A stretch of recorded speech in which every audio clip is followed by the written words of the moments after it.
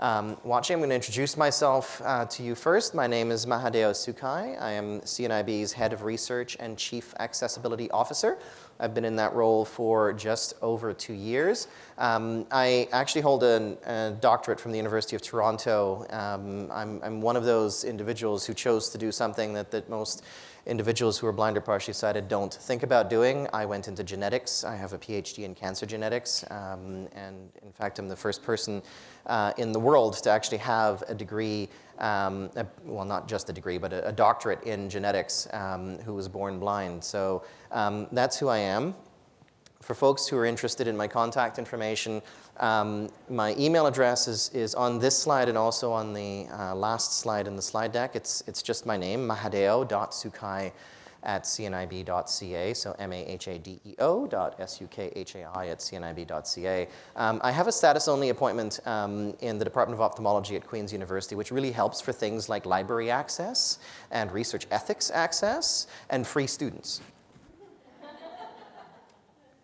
I'm going to chat with you today, and it's actually a follow-up presentation. For those of you who were present last year at the Braille Plus conference at the Ontario Science Centre and actually listened to me talk, I almost got lynched because I said that Braille didn't actually impact employment.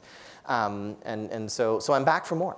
I'm going to chat with you today about some additional findings from our international levels of employment study. Today I'm actually going to focus more on the employment experiences in small to medium-sized enterprises versus large companies. I'm also going to focus on the promotion and transition to management experiences, and also what we learned from looking at earning potential within the data. So I've got a few things to talk with you about. And for those of you who were here last year, you kind of know the first few things I have to say, but I have to say them again anyway. I'm honor-bound to do that because this is a research study. I'm going to tell you about this. We undertook a project to understand the levels of employment for persons with sight loss. We did this in 3 countries, Canada, Australia, and we partnered with Vision Australia in Australia, and also in New Zealand, and we partnered with the New Zealand Foundation for the Blind. And so we did it in 3 countries. It was well received in those 3 countries, and we were able to get a lot of information. I'm going to focus on Canadian data because we had the largest sample size in the 3 countries, and I know that there are various efforts underway to do stuff like this also internationally as well. Our objective with this study was to accurately identify the level of employment, the areas where people were employed, and the barriers to employment for persons who are blind or partially sighted in the participating countries. In Canada, we had 1,205 people who filled out the survey, which is a very, very large sample size for a project like this. 45% of those individuals were male. 55% were female. There were a very, very small handful who indicated that they were other, or they chose not to tell us. From an age breakdown perspective, 21%, about 1 person in 5, were 18 to 34. 47%, or close to 1 in 2, were 35 to 54. And the remainder, 32%, or roughly 3 in 10, were between the ages of 55 and 64. So the survey was open to people of working age, 18 years and up, with a cap of 65. We did not go into the retiree population or the in gigantic air quotes, nominal retiree population, because that would actually sort of fundamentally alter some of the numbers that we would be looking at. In terms of a few other pieces of demographics, so what was interesting was that 64% of the respondents in the survey actually lived in a city of more than 100,000 people. So think Pickering. Pickering's 99,000 people. That's on the wrong side of 100,000. It's on the small side of 100,000. Think Ajax, which is 105,000 people. That's on the other side of 100,000, the large side of 100,000. So 64% of our population who filled out the survey lived in cities Ajax or bigger, and 36% lived in cities Pickering or smaller. To put that in a GTA context. Compare that to the general population where the split's about half and half. And so for this survey and for the CNIB client base generally, we actually have this bit of a large city kind of skew. 77% of people who filled out the survey were Caucasian. That is typical of the Canadian population, so there's no surprise there. 67% had a college or trade school certificate or higher. So this was a fairly well-educated group, and certainly not everyone who's blind or partially sighted will go on to get post-secondary education, but of the group who filled out the survey, it was a pretty well-educated group. The average household income before tax was $55,000, actually just a little bit under $55,000. So keywords there are household and before tax, and we'll come back to that later. So let's start first by chatting about the effect of employer size on the data. So some basic demographics. 42% of blind or partially sighted working age Canadians are employed. Now I'm going to focus on the overall employment rate. As an organization, we've actually sort of gone out into the world with the full-time employment rate, which is 28%. But for the sake of actually having some decent numbers to talk with you about, let's talk about the full-time, let's talk about the employment rate generally. So that's 42%. Of the 42% who are working, about 2/3 of them actually work in small or medium-sized companies. 1/3 work in larger companies. And for the purposes of this conversation, a company is small or medium-sized if it has less than 500 employees. It's a large company if it has greater than or equal to 500 employees. So 2/3, 1/3 split, 2/3 small, 1/3 large. There was no effect on where you worked based on the age of onset of sight loss. So whether you acquired sight loss in infancy or as a kid versus in adulthood, and there was also no effect on where you worked based on the severity of your sight loss, mild or moderate versus severe or total. So the two things that usually help us understand some of the choices that people make based on their sight loss experience made no difference in the size of the employer here. And that's going to come back in a little bit, and you'll understand sort of why. The numbers on the slide above are the distribution by region of people who either work for a small company or who work for a large company. And so the columns add up to 100% or close to it. And so in British Columbia, 15% of people who work for small or medium-sized companies are found. In the prairies, it's 20%. In Ontario, 39%. Quebec, 16%. And the Atlantic provinces, 11%. The distribution is slightly different when we talk about large companies. And so 19% of folks who work for large companies work in BC. And then it's 15% in the prairies, 45% in Ontario, 12% in Quebec, and 9% in the Maritimes. And so British Columbia and Ontario actually have slightly greater proportions of people who work in large companies compared to the other provinces. And that's almost expected given the kinds of companies that have offices in British Columbia or the kinds of companies that have offices in Ontario. When we look at education level, it gets a little bit more striking. And so again, when we talk about education level, we're talking about whether folks graduated with high school or not, or chose to post-high school go on to college, university, an undergrad degree or a graduate degree. And so again, if you're in a small or medium-sized company, 5% of you didn't finish high school, 26% of you finished high school but didn't go beyond that, 33% completed a college or trade school or a vocational certificate, 21% did a university undergrad, and 13% went on beyond the university undergrad to do another degree, a master's, a PhD, or a professional or a professional kind of program. And so 34%, roughly one person in three, that works in a small or medium-sized company actually has a university level education or higher. Now, for large employers, only 1% of folks who work for large employers actually have less than a high school degree. 15% have high school only. 28% have college or trade or a vocational certificate. 31% have a university undergrad, and 22% have more than one university degree. So 53% now, compared to 34% before, of folks who work in a large employer actually have a university education. So if you have a university education, you're more likely to end up in a large employer than a smaller employer. And so there was a definite effect of education level on where you chose to work. The interesting thing, too, is personal networking was more likely to lead to employment in smaller, medium-sized enterprises. And so we actually looked at how people chose to disclose in their jobs. And so one way we choose to disclose is by not disclosing, because people already know us and people actually are aware of who we are and what we can do and will therefore come after us. And so my employer already knew of my site loss. For small to medium-sized companies, people who worked there, that was 26% of the group, compared to only 18% of people who worked in the larger companies.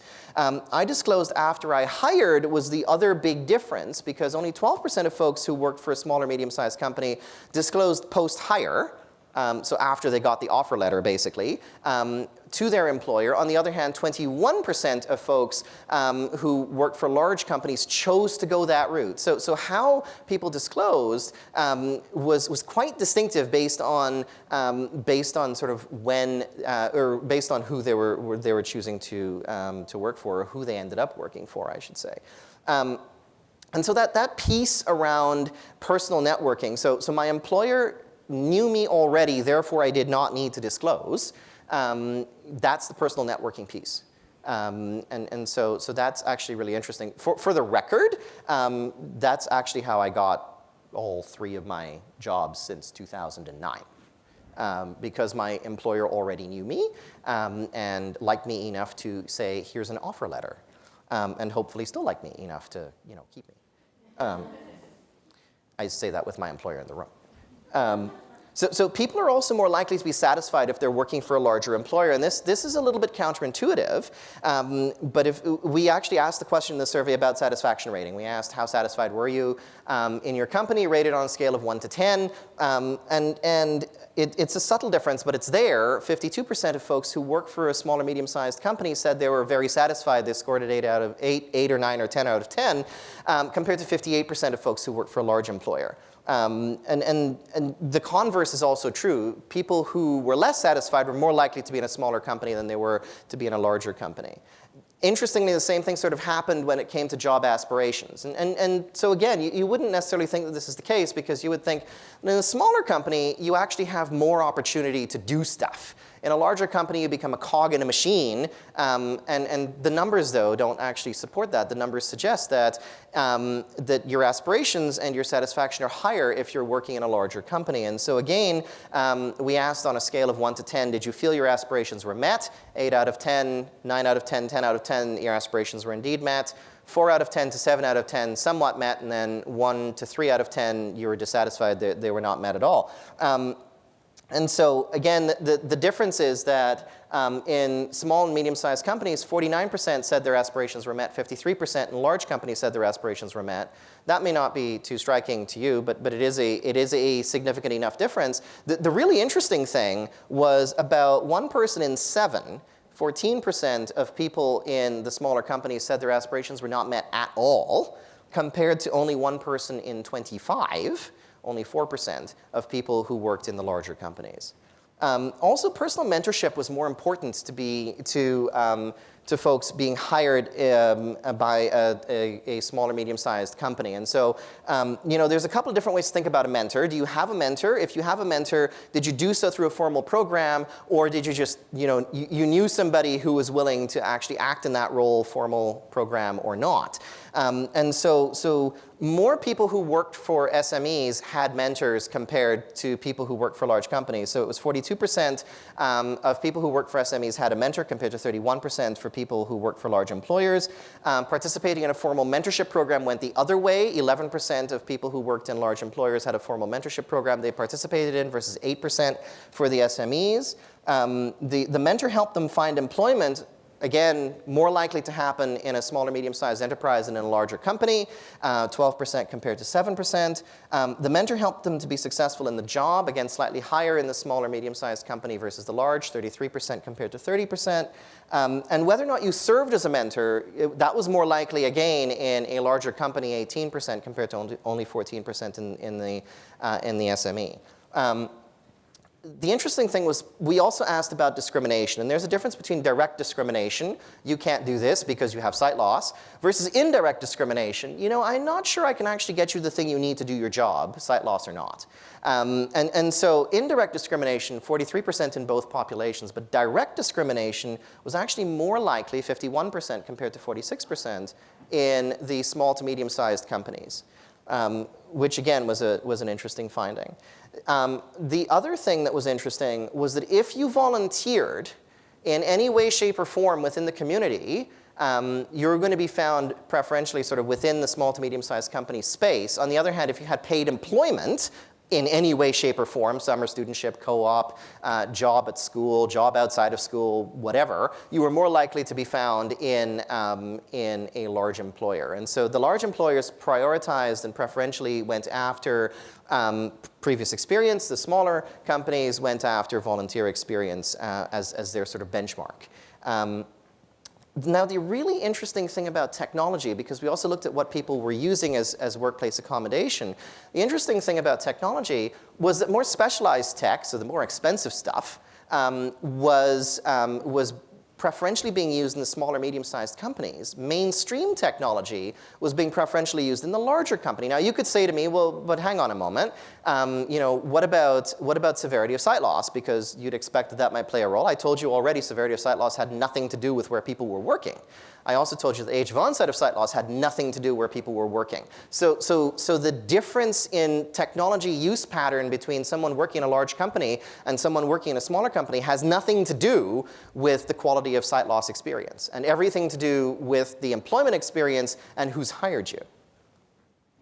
So what do we learn from this then? We learn that people who work for small or medium-sized enterprises are not as satisfied as those who work for larger employers. The people who work for SMEs are also more likely to get their positions through personal networking and to benefit from direct and personal mentorship, and that the employment experiences in the SMEs are qualitatively different from those of large employers. So let's go on and chat for a little bit about management and promotion. And so only 19% of people who currently had a job, I said 42% were employed, so 19% of that 42, about 8% of the population, had been promoted into a management level position. Now, if you were in a non-supervisory role, and if you think about sort of that corporate hierarchy, you go entry level to step above entry level to team lead, supervisor, and then into management. So the first three pieces are your non-supervisory or non-management for the purpose of this presentation. And then middle management, senior management, executive director, C-suite is everything else. So only 19% of our workforce from this survey made it into middle management or above.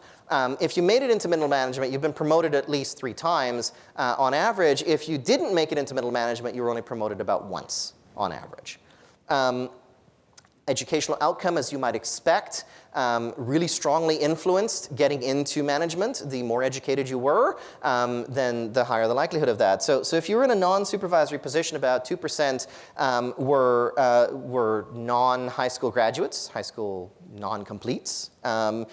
21% completed high school only and didn't go beyond. 31% completed college and trade and didn't go beyond. 28% did a university undergraduate degree. 14% did something more than a university undergraduate degree. Compare that to what happens if you had a management position. Nobody was a high school dropout. Only 6% completed high school and didn't go beyond that. 21% completed college and didn't go beyond that. 40% completed a university undergraduate degree, and 32% completed a postgraduate degree, a master's, a PhD, or a professional program. So 72% of people who were managers went to the university level and beyond, compared to only 42% of the non-supervisory cohort. You're more likely to find people who've been promoted in larger companies. That makes sense because opportunities exist in larger companies in ways they may not in smaller ones. Managers are more likely to be mentees and mentors, and that also makes sense because if you've gone through a mentorship process and you have been a mentor or you have been mentored, you're more likely then to end up with within that space of people who will promote you. Managers are more likely to be satisfied in their jobs. So this is interesting. Management is hard work, right? Management takes a lot. I'm a dual department head. I run 2 departments at CNIB. It's quite entertaining. It's a great deal of fun, but it is hard work. And sometimes it's not as satisfying as you might think it should be. But it is fulfilling, and I rather enjoy it. You can't get away from the fact that it is hard work. As I say, I'm 75% research and 75% accessibility. It's, you know, the number adds up to more than 100. So from a satisfaction perspective, people were more satisfied in the management spaces than they were in the non-supervisory spaces. So 53% of folks who were non-supervisory were satisfied compared to 69% who were management and above, but not satisfied. It was 9% compared to 5%. And again, their aspirations are being met as well, right? So folks have aspiration to that level of management. They also are satisfied when they get it. So 47% of people in non-management positions were feeling like their aspirations were met compared to 68% of folks in management positions. It was 12% of people who felt or 12% of non-managers who felt their aspirations were not at all met compared to only 1% of managers who felt their aspirations were not at all met. Any kind of community engagement that promoted team building, any kind of social networking opportunity actually enhanced your likelihood of ending up in a management position. And the way that we actually calculated this in distinction to the previous set of data, we used something called an odds ratio. And what we did effectively was we looked at the likelihood of being a manager if you had a certain type of community engagement versus the likelihood of being a manager without it. And the ratio of those 2 likelihoods gave us the odds ratio. And anything that's higher than like a 1.2 in a sample size of 1,200 people is actually really good. And so we were getting odds ratios of 1.9, 1.8, 2.1. And so community engagement actually really did improve the likelihood of somebody becoming a manager. Now, managers face significant barriers to promotion compared to those who were promoted in non-managerial positions.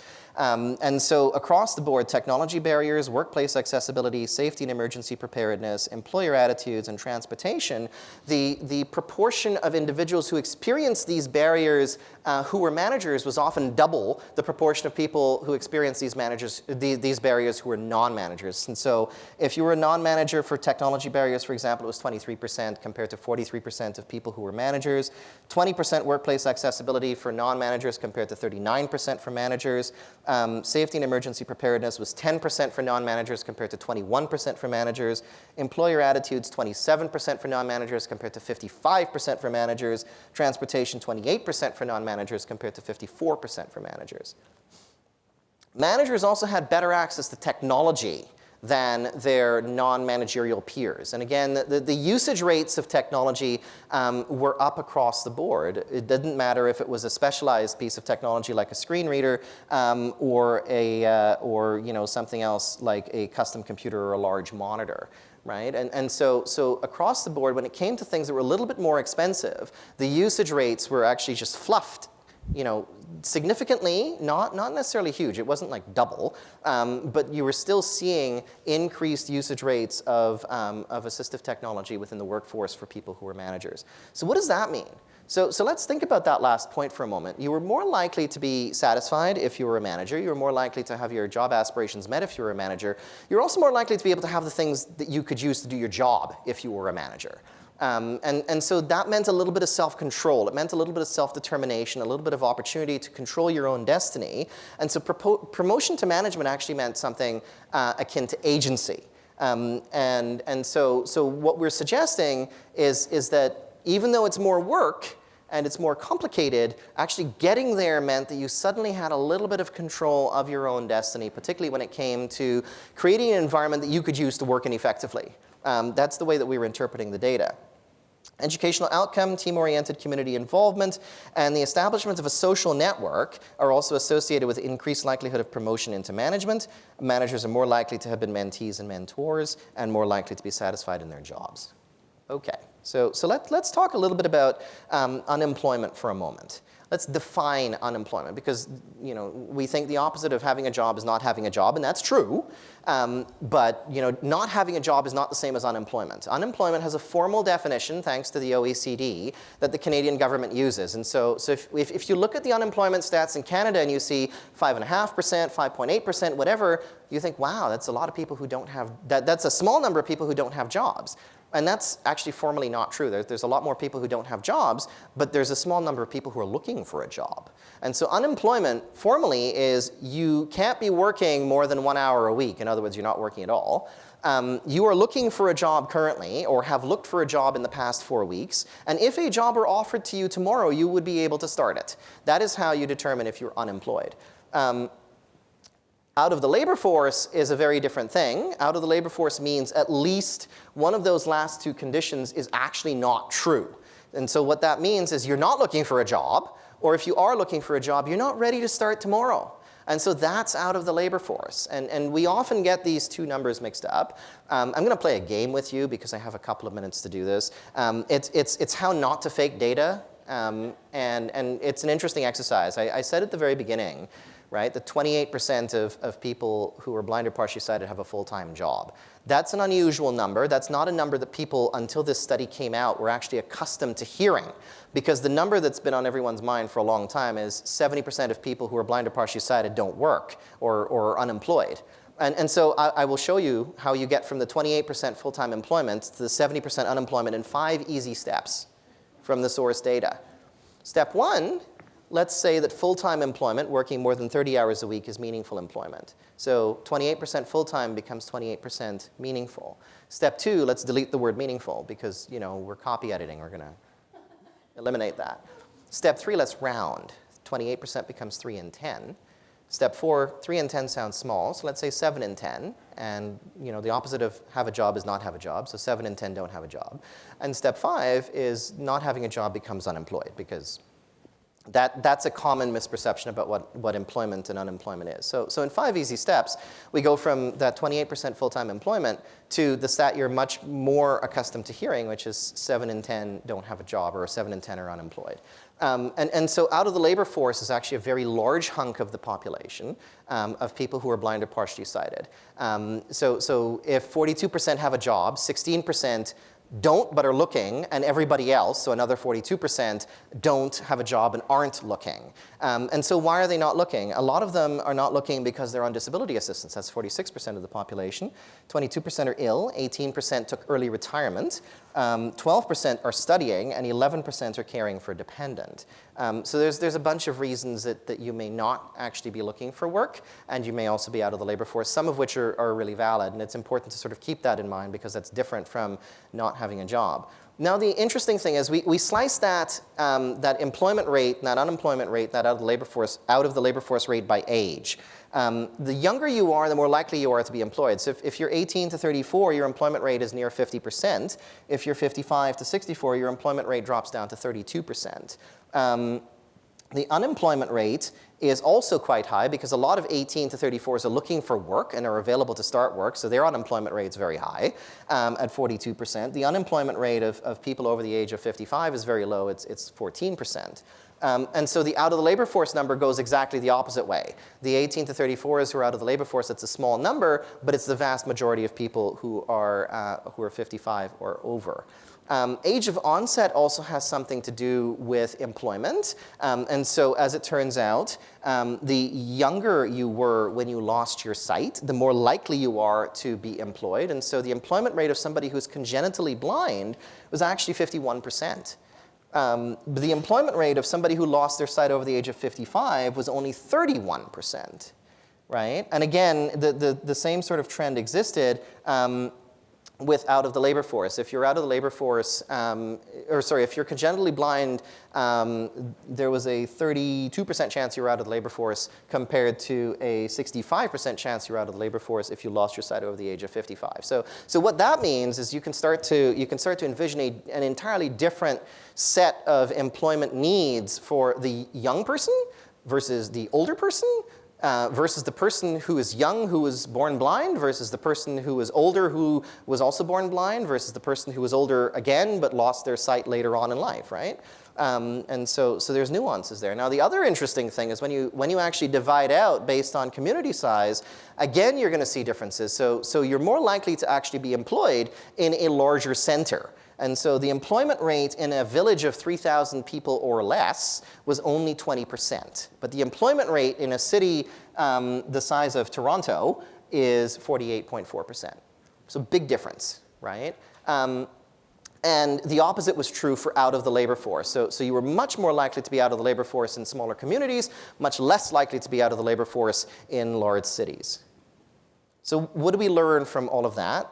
We learn, data is a really interesting thing, and you have to be careful how you talk about it. But you also learn that unemployment is highest in young adults. The rate of persons being out of the labor force is highest in older adults. Unemployment is highest in Canadians who are blind or partially sighted since birth. The rate of persons being out of the labor force is highest in Canadians who lost their sight closer to retirement age. Employment rates are highest in big cities. Out of the labor force rates are highest in rural areas. So that brings us to, okay, so let's actually talk about what people are actually making when we think about this. And so these are underemployment and earned income information. So underemployment is a really funny term. Underemployment can mean one of three things. You're not working enough hours, that's one definition. You're not being paid enough, that's another definition. The third meaning is you're not doing something that your education says you should be doing. But that last one's really tricky, right? Because I'm a department head at CNIB and I was trained as a cancer geneticist. I would argue that my training as a cancer geneticist means that I have enough soft skills that I can actually hold down this department head position and succeed at it, and hopefully my employer agrees with me. That's a thing. So I wouldn't argue that I'm underemployed. Right? So that last one is a very subjective piece. So let's put it to one side because it's almost too subjective to do anything with. So let's talk about the other one. You're either working fewer hours or earning less money. So we were actually able to calculate from the survey the household income before tax of individuals who filled out the survey. And so we were able to do this for all 1,200 people practically. And so knowing household income before tax, we were able to actually do the tax calculation and figure out household income after tax. So I told you before, the household income before tax is just south of $55,000. After tax, that translates to $46,000. The Canadian national average household income is 70 grand. Okay? So there's a massive difference there. We can split by whether or not someone's working versus not. So if you're working, your household income is 53 and change, and that's after tax. Your not working household income is only 30. If you're working full-time, your household income pushes past 60. If you're working part-time, your household income is actually 24,600. So that's a funny thing, because if you were working part-time, you're actually making less money than if you're not working at all, right? Which is, if you think about that, that is bizarre. But that's what the math actually shows. It gets worse than that, because we actually also spent some time to calculate where is the Canadian economy losing money on individuals who are blind or partially sighted who are not working. So if you're not working and you're out of the labor force, you get disability support. If you're not working but you're looking for a job, you're on unemployment assistance. If you don't have money, you're not spending money. You can't spend that which, well, actually no, that's not true. You can spend that which you don't have in this era of credit cards, but for the most part, if you don't have the money, you don't spend the money. We have separate data, by the way, that suggests that individuals who are blind or partially sighted actually are very good when it comes to financial literacy. So we're not really stupid about money. So it's hard to spend that which we don't have. And so we ran some calculations, and we looked at provincial disability support payments for persons out of the labor force, and we've estimated that's about $4.5 billion nationwide. on a yearly basis, and these are 2018 estimates, right? Federal employment insurance is about 0.7 billion, so now you're at 5.3, and then lost discretionary spending power. So if you don't have money, you can't spend money, compared to the general population. So we calculated what the discretionary spending power was in the general population, compared it to the discretionary spending power in the population of individuals who were blind and partially sighted, and the difference amounted to $10 billion, right? And so on an annual basis, the Canadian economy is bleeding $15.3 billion because people with sight loss don't have a job, basically. That's what this is telling us. So let's talk about that discretionary spending power for a moment. So discretionary spending power, if you knock off food and you knock off shelter and you knock off disability-related living expenses, because those are things that we have to spend money on. We don't really have a choice about that. Then whatever you have left is discretionary spending power. Now, the actual formal calculation says that transportation is also not discretionary. You need to pay money to get where you need to go. In the general population, a lot of people have cars, so they spend money on cars. We spend money on other means of transportation. But once we ran the numbers without transportation, I realized that actually showing you the numbers with transportation wouldn't make a whole lot of sense. And so we ran the numbers without, and you'll see why in a moment. And so in the absence of transportation, the general Canadian population can spend about $43,000 on discretionary whatevers, right? And that includes getting around, it includes leisure, it includes clothing, it includes, you know, vacations, it includes storing money, whatever. So if somebody is financially savvy in a double-income household in Canada, they're able to hoard $43,000 a year if they don't actually spend that kind of money. Of course, we spend all kinds of money, and that $43,000 bleeds like nobody's business. But if you were blind or partially sighted, your discretionary spending power isn't $43,000 a year, it's $3,600 a year, right? And that's, again, knock off food, knock off shelter, and knock off disability living expenses, which is about 25% of your income. If you're working full-time, you have somewhat more maneuvering room because your discretionary spending power is about 20 grand. If you're working part-time, your discretionary spending power is 0. If you're not working at all, your discretionary spending power is also 0. And that is not taking into account transportation. And we tend to spend, as a society, about $15,000 a year on transportation. And so if you took transportation and you factored it into this equation, then even individuals who are blind or partially sighted who work full-time don't have a lot of discretionary spending power. We have barely 5 grand.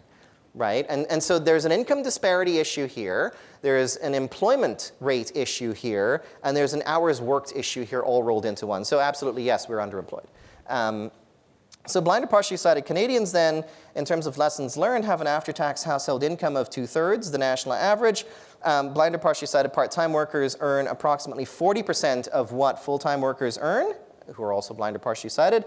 Part-time workers don't earn appreciably different incomes for those who are out of the labor force or unemployed. Now, if you think about that last statement, think about the disability support payments that come with being on social assistance. So you get the social assistance, but you also get living allowance, you get medical allowance, you get grocery allowance, you get a few other things. And so those things don't come if you actually have, you know, a job. Right? And so if all you're going to get is $25K a year by working for 20 hours a week, it's not worth it to work the 20 hours a week when you can be on social assistance, get $30K a year plus, right? The math does not make sense, right? The panel that was up here earlier talked about influencing post-secondary education. Here's an interesting thing. I've been in situations where I have had conversations with grad students and with graduate deans who have said, you know, there is somebody who earns a scholarship, which on your CV and your resume looks darn good, earning a big national scholarship, but that big national scholarship puts you over the income threshold for disability support, and so you turn it down, right? You're academically disadvantaging yourself, inhibiting your ability to get a job so that you could stay on disability assistance, because the system is set up that way. It's very interesting. And so unemployment of blind or partially sighted Canadians is also costing the Canadian economy on average about $15 billion in 2018. So the last thing I'm going to touch on briefly is self-employment and whether or not we're entrepreneurial as a community of individuals who are blind or partially sighted. And the answer is yeah. 18% of individuals who are blind or partially sighted are interested in entrepreneurship and have gone into that space.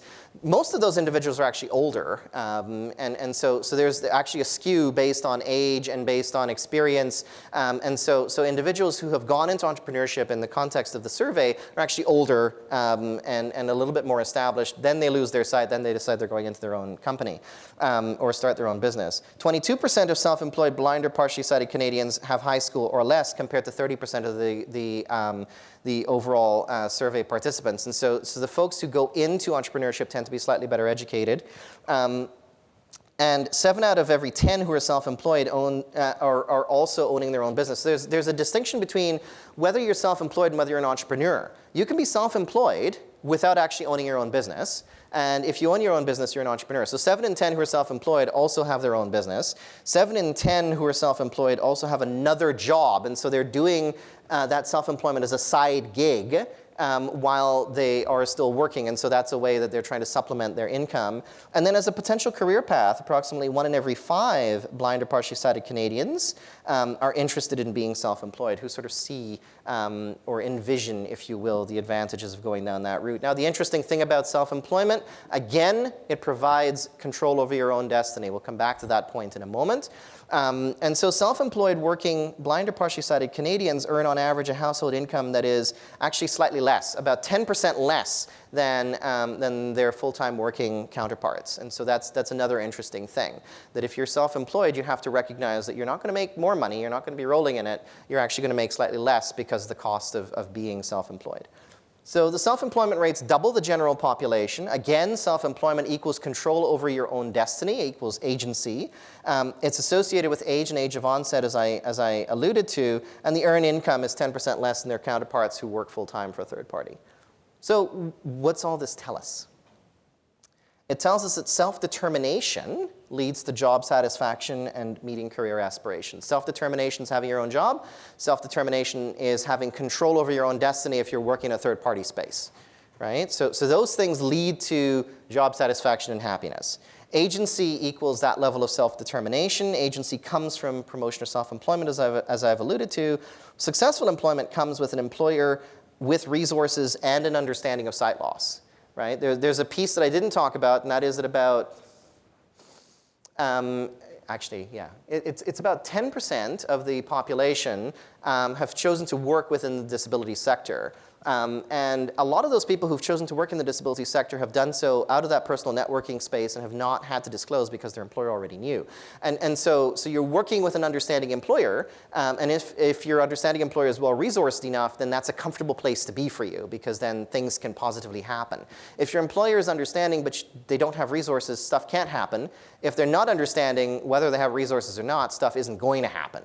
And so that's one of the messages that's coming out of this. And so the end deliverable of this entire presentation boils down to all jobs are not created equal. I'm going to acknowledge Vision Australia and the New Zealand Foundation for the Blind, as well as the research team, Christine Robbins, whose name is attached to this presentation, but she's in Vancouver, so I'm giving this on her behalf. Jacqueline Rennebaum did some knowledge translation work for this project. Danica Blackstock, you're going to hear tomorrow. She's going to talk about guide dogs. Ashley Shaw, whose name is not up here, is going to talk to you tomorrow morning from this very spot about employment and mental health. So come back at 9:45 for her and come back at 3 o'clock for Danica. There's my plug, guys. And RSG Inc. was the survey firm who did a lot of work to make the survey accessible before it went out, and that ended up being pro bono work that they did for us, and they didn't charge. And so thanks to them also for doing the heavy lifting to get this project off the ground.